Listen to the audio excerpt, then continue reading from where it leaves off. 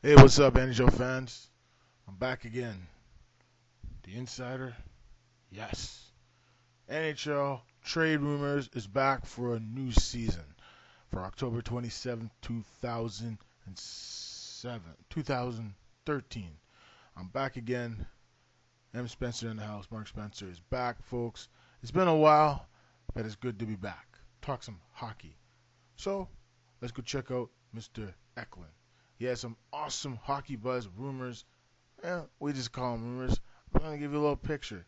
You guys can always check it out. HockeyBuzz.com. He is the best. Heck, he puts up some good stuff. I don't know. Sometimes these things happen. Sometimes they don't.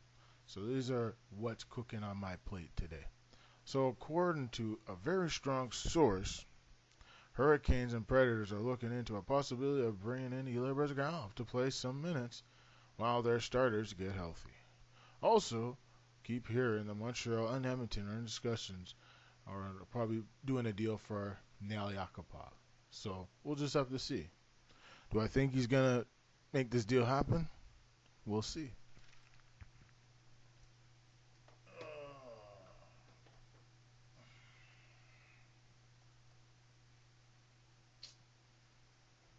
Oh boy, folks.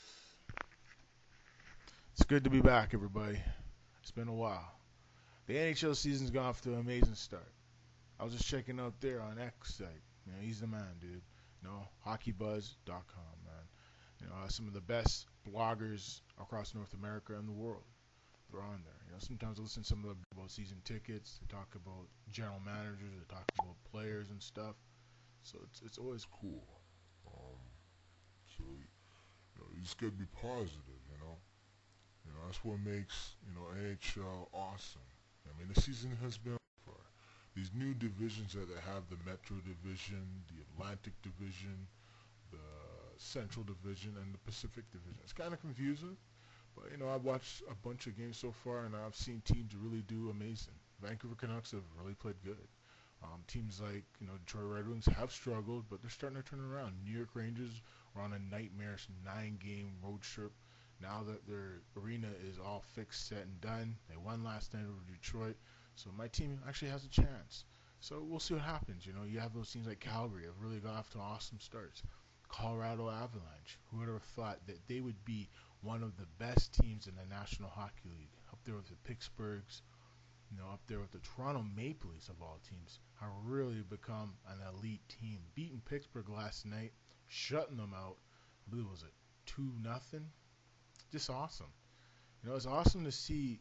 Actually, it was a 3-1. I think they beat them. So it was 3-1, not 2-0, but 3-1. That's pretty amazing. It's pretty amazing. The Pittsburgh Penguins had come into their house and they beat them. That's amazing for Toronto Maple Leafs. James Reiner, coming off a head injury he had a few weeks ago, he's playing as good as he played in the playoffs last year.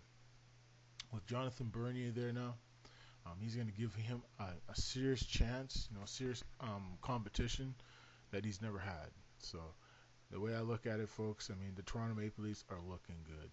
Mason Raymond will turn out to be one of the best bargain free agent signings in a long time, since when Anaheim acquired Ilya Bryzgalov as a waiver pickup years ago, and he turned out to be a gem for the Ducks and them winning a Stanley Cup in 2007 against the Ottawa Senators.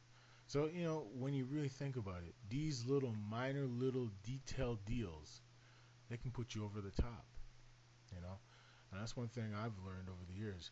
When you really think about it, when you really think about making a good trade, you got to really think about it. You got to evaluate your team. You got to really think of which player will fit in and fit in good.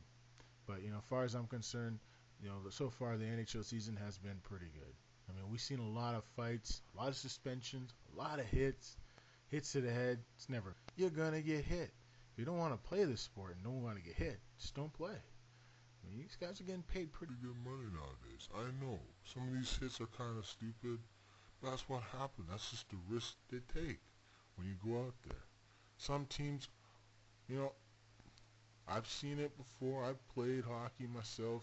And when a team's losing by like so many goals and they just keep losing, and then the culture in the dressing room, everybody's feeling down, nobody's feeling up. And you see it, in the NHL. or any other sport, football, baseball. And when you see a team plunk another player, or you see a player get hit by another guy, and then you see a fight break out and stuff, sometimes it's sportsmanship, and sometimes it's just being frustrated. When you lose as much as Buffalo has lost, I ain't surprised what Scott did there.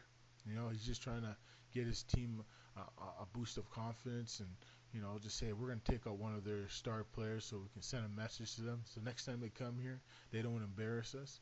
And that's what this type of message I think John Scott was sending to the Boston Bruins. Sad for Louis Eriksson, but welcome to the NHL, buddy. You've been playing in this league for a long time, for at least 8 years. So I've seen you play for many years with the Dallas Stars, and no doubt in my mind, it's a physical game. If you don't keep your head up, you're done. It's as simple as that. You do not go across center ice and have your head down or make a pass or something like that. Because these guys, they don't care. They're going to take your head off. I know. I saw him to Eric Lindros. I saw him to Paul Kariya. All the others that have had major concussions because they had their head down. Keep your head up. These players don't care. They don't care if you're a Sidney Crosby. They don't care if you're Alexander Ovechkin. If you don't have your head up, they're going to take your head off. Suspensions, big deal. 10, 15, 3, 4, 5, don't matter. They'll appeal it, because, they are a union, and they also stick up for one another when the time is needed. They stick up for one another. But in the end, it's all about respect. But when you look at the score of a game and you look at where a team is, in the standings and stuff, you look at the Buffalo Sabres. They've been playing so bad. They've got the worst start in team history. They're just bad. Everything's not going right for them. But when you look at that situation, that's why you look at the Scott situation and why he did what he did. Maybe he was trying to send a message to the Bruins. Next time you come here, you're going to pay the price. Maybe that's what he was trying to do. So it's $1 million question. I think about it all the time.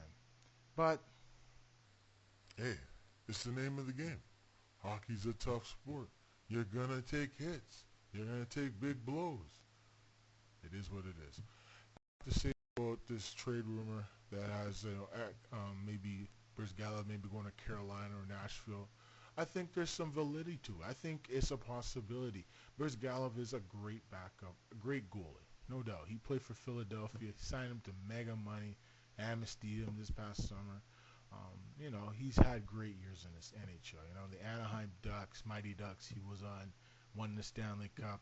He was there, and he went to Phoenix, became a big star, and then he signed a big deal with Philadelphia. And he lacked confidence after the big 24/7 show with HBO, and he was never the same after that. When the media would ask him questions, and he'd get mad, just like any other human being. You ask stupid questions, and you get a stupid answer. These guys in the media think they know everything. They don't know everything. Trust me. I like to see those guys in the media go on the ice and play a shift. Even the last 5 minutes. It's not easy. The NHL is a physical game. You got to be on your tipsy toes. Same thing for like football, NFL, or whatever. It's fast paced. I played baseball for many years. Trust me, that ball's coming at you 100 miles an hour. You got to watch out for it because it can take your head off. Same thing for hockey. They're going like 1,000 miles an hour, and if you're not thinking quick, you're done. So it is a fast-paced game, and without the red line, that's why you're seeing a few more concussions than you normally would. The game's too fast. It needs to slow down. That's why clutch and grab, for me, would be perfect to bring back.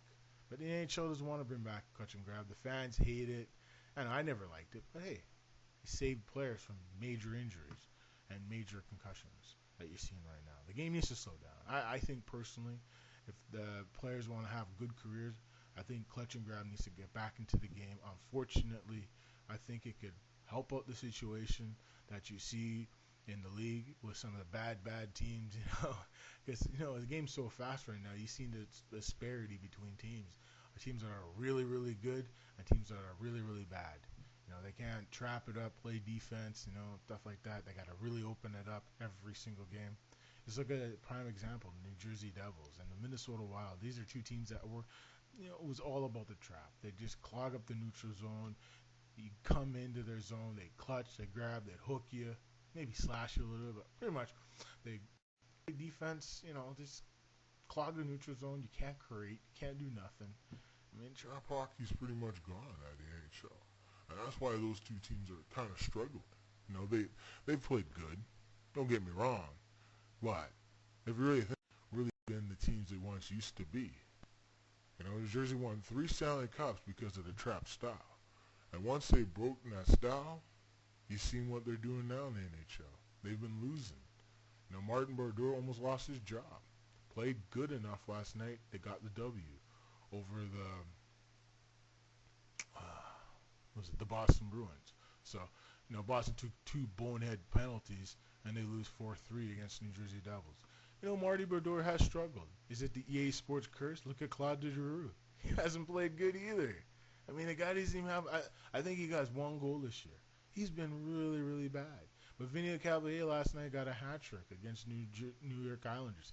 The last time he had a hat trick was 5 years ago against the same team, the New York Islanders, when he was with the Tampa Bay Lightning.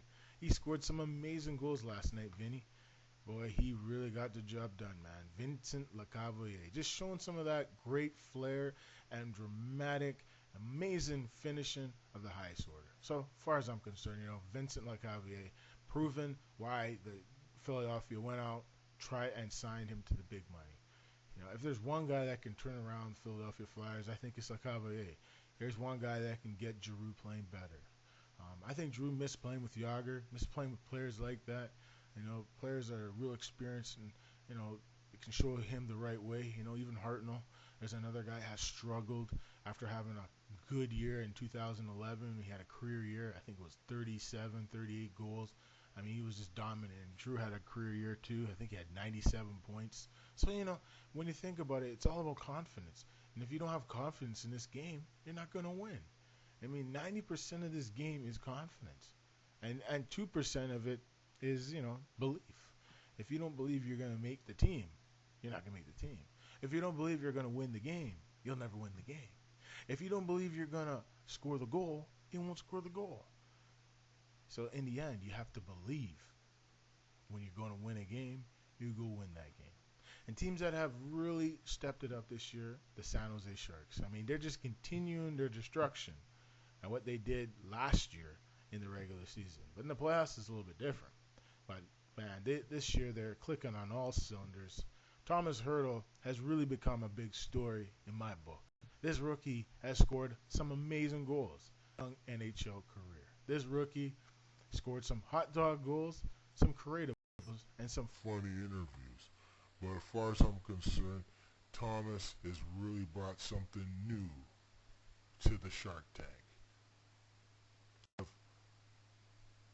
I don't know, a little bit of a personality, something different than we're always used to when you see the San Jose Sharks doing interviews. Yeah, it was a good game. We tried to make passes. We tried to score a goal, blah, blah, blah, blah, blah, blah.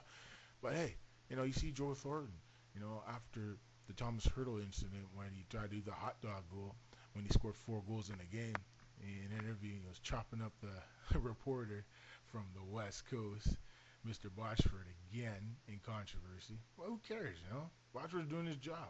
You know, he's doing what he can do. He's trying to get the inside scoop. I don't blame the guy. Sometimes you got to ask the tough questions. Sometimes you got to get in their face and say, hey, what do you really think?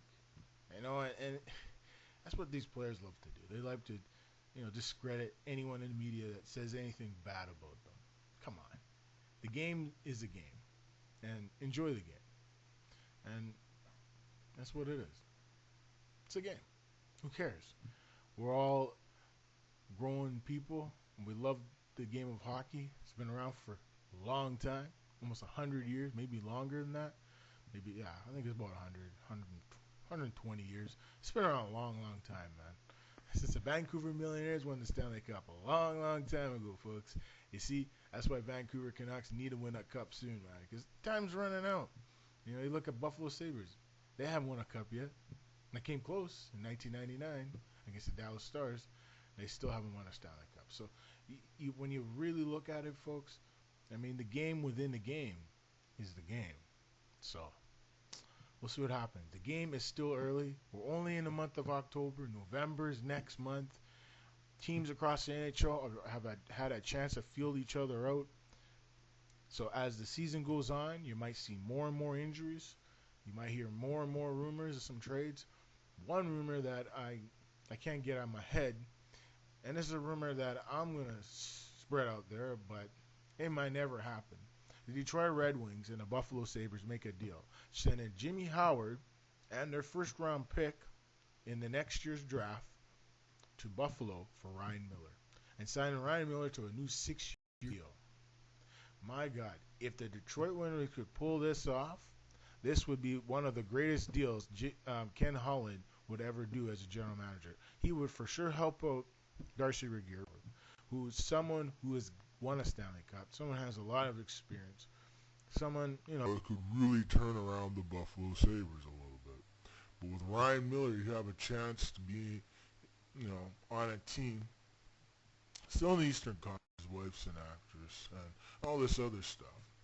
But if you really think about it, if the Detroit Red Wings want to win a Stanley Cup this year and the next year and then the year after that, before Zetterberg, and Datsuk, leave eventually, and you have Alfredson, probably in his last year. He's done pretty good this year. He hasn't done amazing, but Danny Alfredson has had some good games. I saw him recently play against his old team, Ottawa Senators, this past Wednesday. He looked pretty good, but the Ottawa Senators they obliterated the Detroit Red Wings. They beat them 6-1. I mean, that's unbelievable. That's why I think the Ryan Miller going to Detroit would make perfect sense, folks. I mean, I've watched Ryan Miller play throughout his career, play for Team USA, play for the Buffalo Sabres, carrying them to playoff after playoffs, just being one of the game's great young goalies coming up, and great trained goalies in America. It comes from the great Miller family. His brothers, Drew Miller's in the NHL, and I know his brothers played in the NHL. I think he's in the minor league. So, he comes from a good hockey family, one of those third-generation goalies. So, here's a guy that has the ability to make the timely saves when you need that save to be made. And it would make sense for me, for Darcy Regier and Ken Holland, to maybe think about making a deal between the two franchises. And there's been some rumors, of Nashville looking to get a goalie. With the Brizgallo thing I just read from Hockey Buzz, it would be a good move. I think this would be, just for the goalies to get healthy, this would be perfect. Even Carolina. Carolina has been faltering. They have been losing quite a bit of games. This is a year that they need to make the playoffs. They can't keep losing, not making the playoffs. I mean, you got the Stahl brothers. I mean, you got some other players there like Semin that haven't really got the job done. They need to get something going. Maybe a trade might need to happen. I think Jim Rutherford might have to, pick up that phone. I heard one game they had 18 scouts at one game. I think the Toronto Maple Leafs and I think it was another team they were playing during the week, and there was at least 18 scouts at the game. So we'll see what happens. I think the trade machine might get going real soon here. The season's still young. So we'll see what happens, folks. But, the Olympic break's coming up in February, so, I can see some teams maybe making a panic trade. Edmonton Oilers, I hear that they are definitely with Edmonton, with Montreal, but I can see, the Edmonton Oilers and maybe the Los Angeles Kings and the Ducks maybe making a deal. It could be blockbuster, it could be minor, but I could see them, and even Montreal, maybe see Vancouver Canucks making a deal soon, get another center and a D-man, maybe another goalie. So as we get closer to trade deadline, I can see that happening. Anything's possible. Keep watching the NHL, folks. It's been an awesome season so far. Keep checking out hockeybuzz.com. I mean, X the man, and I got to pay respects to those guys. When I was younger, I called in one time years ago. I don't know if they can remember that. I was talking to Eck and Julie. It was really, really cool. So, hey, just remember, folks, just have fun, enjoy life, enjoy your Halloween, and the NHL season's still young. For NHL Trade Room, this is Mark Spencer saying so long. Thanks for watching, and we'll be back next time. So long, folks. Bye-bye.